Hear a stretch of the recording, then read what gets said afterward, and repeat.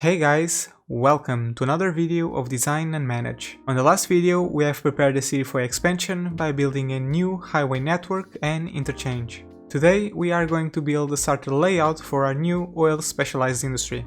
And we are also going to work a little bit on the decoration of some specific parts of the city. Stick around and enjoy the video.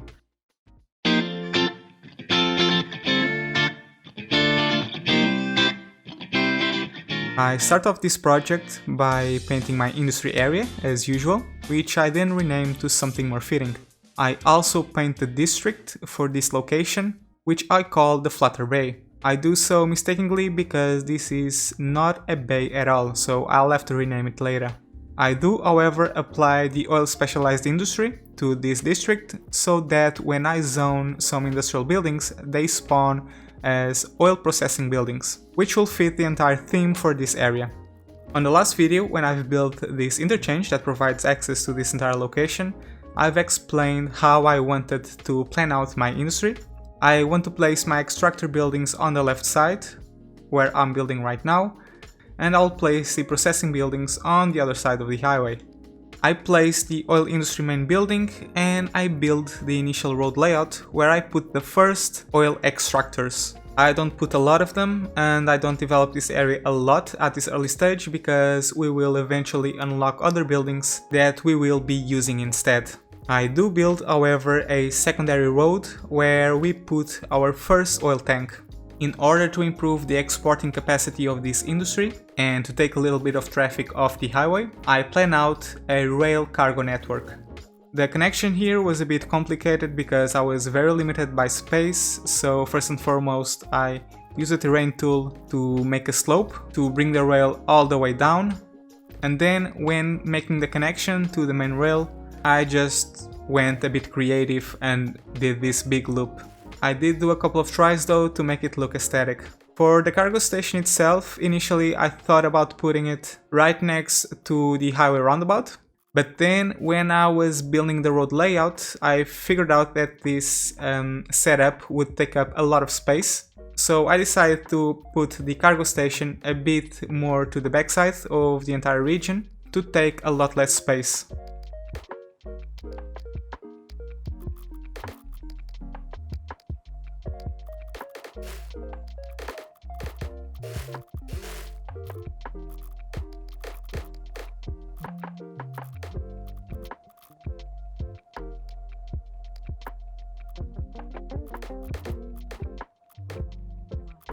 When I'm done with this layout, I then build a bridge that connects directly to the layout on the other side of the interchange, and this is where I'm going to build my processing buildings.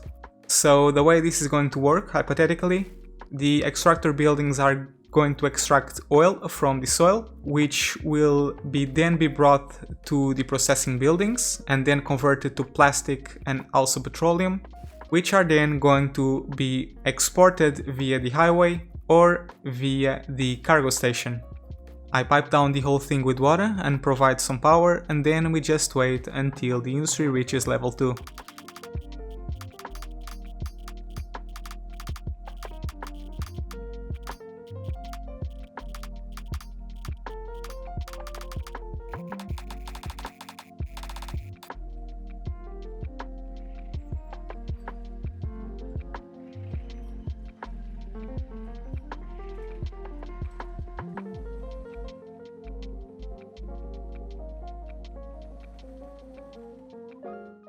While we wait for the industry to upgrade, we work on other parts of the city.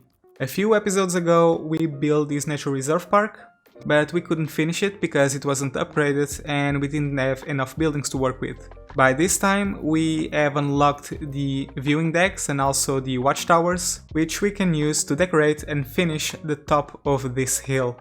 Besides the watchtowers and the viewing decks, I also use fences to provide a little bit of safety for the people who are visiting this area, because this is a very steep hill. I place a couple of toilets, signs, benches and tables where people can eat and relax, a small campfire, and then finish the whole thing off by placing some trees. We still haven't unlocked the fishing piers though, so we cannot really work on the base of the mountain next to the river, where I'm going to place these assets, so we'll need to return to this later. As you will see throughout the course of this time-lapse, I will be traveling back and forth between different areas of the city, working on different things, while we wait for our oil industry to upgrade.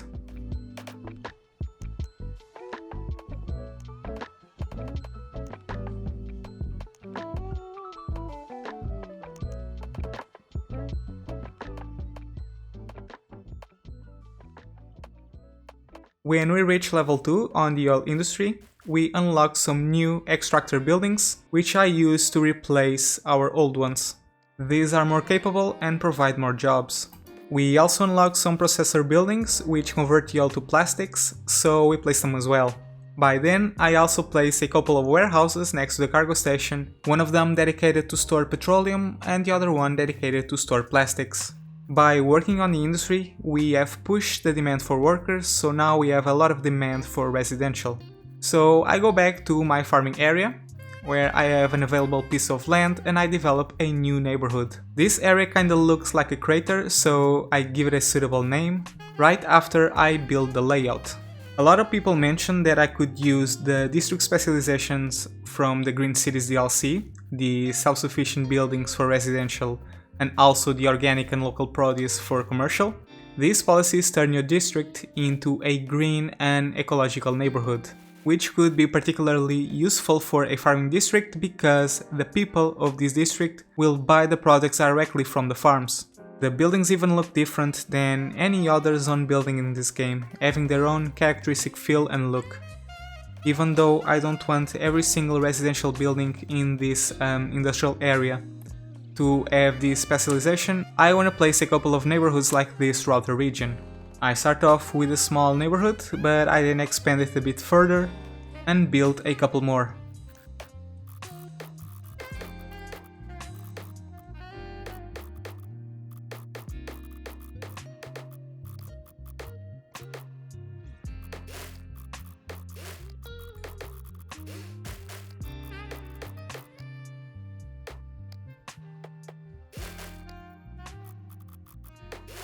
In the meanwhile, our oil industry reaches level 3, and we unlock yet another set of extractor buildings.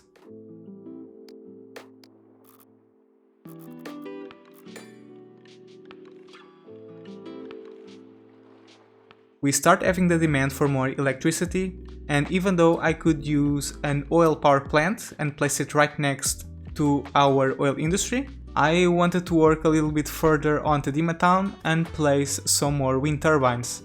So I traveled to that location, terraformed the terrain a little bit to build an access road that goes all the way to the top of the hill, and I then placed my wind turbines.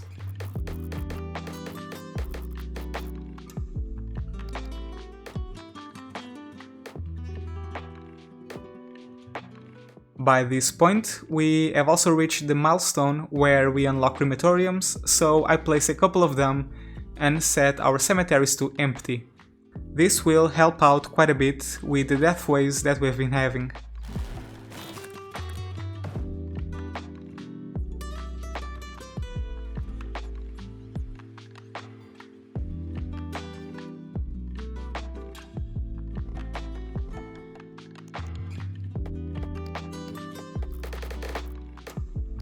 Going back to our farming area, I extend our ecological district as I've said I would, and I built 2 additional neighborhoods like this. I convert an entire residential district on one of the sides of the farm to a green and ecological residential district, and I call it the West Cooper Residentials. And then I do the same thing on the opposite side of the farms, and I build the East Cooper Residentials. Both of these new districts have the green and ecological residential and commercial specializations, so the self-sustainable buildings and also the organic and local produce, just as we have done on the Forest Crater, the first neighborhood that we have built.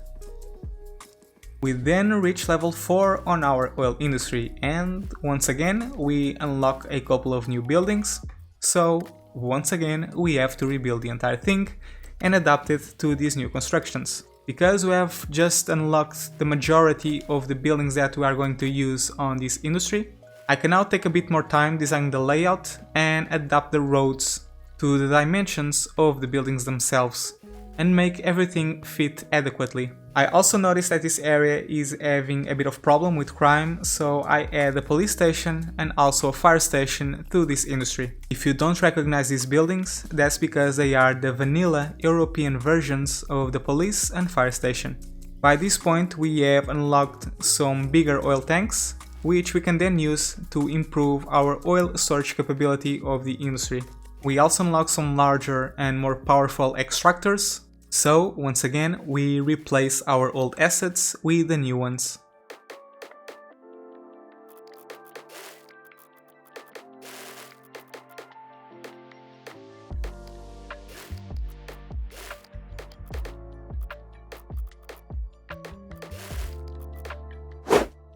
Alright guys, so here's an overall view of what we have so far in the oil specialized industry. Everything seems to be working very well. We don't have any major traffic issues at the time, so if I go into our traffic tab, we can see that the overall traffic is still at 91%. We do have a lot of activity right next to the cargo station, which is more than normal. This is the area with the most activity, given that most of the trucks have to come here to export their goods. But overall this area is very functional, at least for the time being.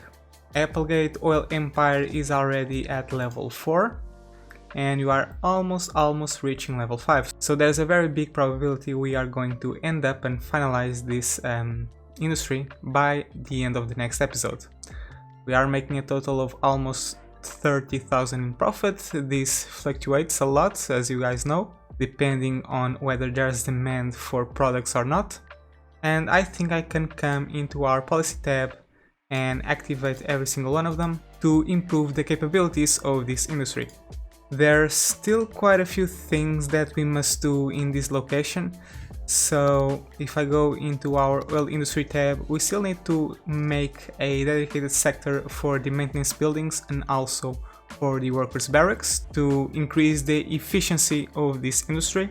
And we have also unlocked a couple of unique factories, paying special attention to this one, the household plastic factory, which uses petroleum and plastics, which are the products that we are making in the oil specialized industry. So I could probably place this factory inside the oil industry itself. Still need to figure it out.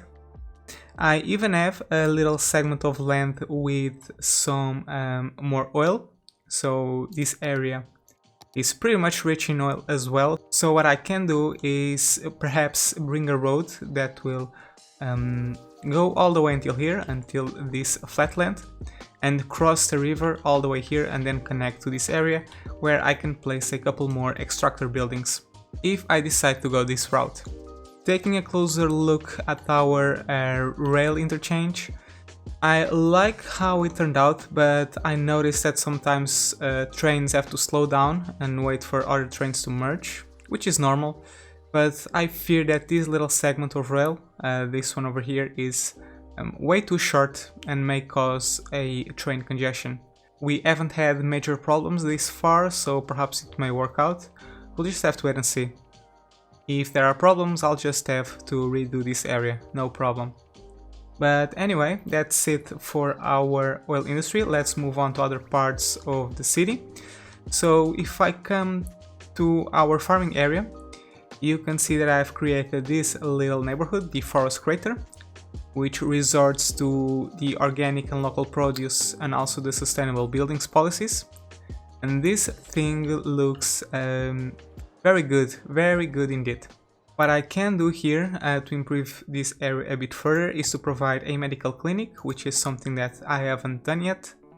The nearest one is in this area, so I can place one. Let me see, what's a good place for it? Perhaps right about here. Okay, and I also want to plop an elementary school. Yes, I know that this area mostly makes workers for the farms, but I think it's important to have a little bit of education because I know that not every single one of these citizens is going to forfeit education. I know that a lot of them are going to prefer to pursue an education, so I'm gonna place an elementary school over here. And this is a medical clinic. Okay, hold on a second.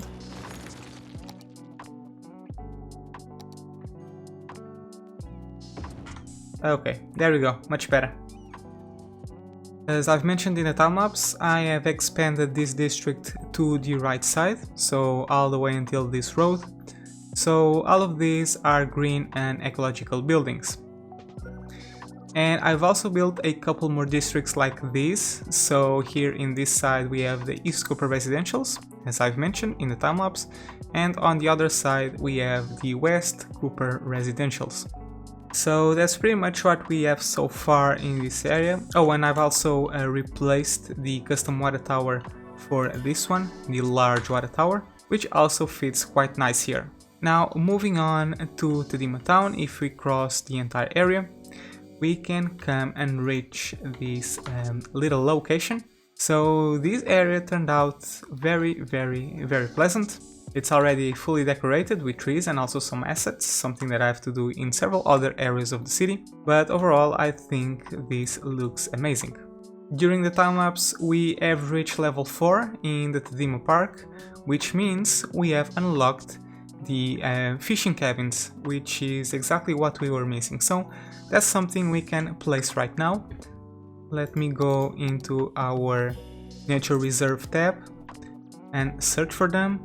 So we have a couple of them. Let's see how well are they going to look over here. So let me place one here and another one right here. Perhaps I can lower the terrain a little bit. This seems way too high, so let me just delete this and try to do something.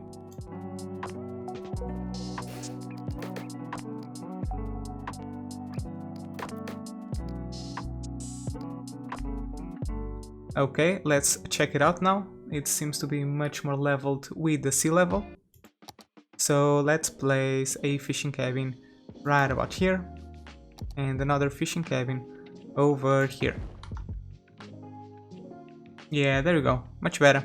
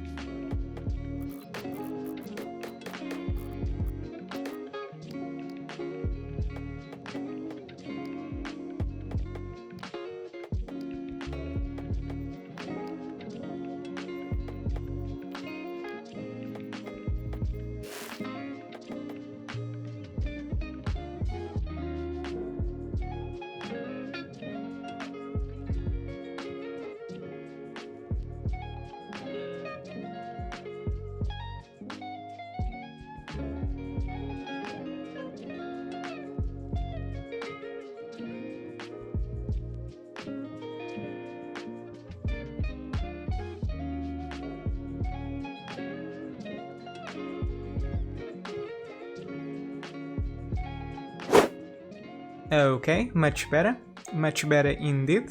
Initially I thought this pathway was way too long and people wouldn't want to use it, but it seems that we have people using it on foot, so they have absolutely no trouble coming here, which is very nice to see.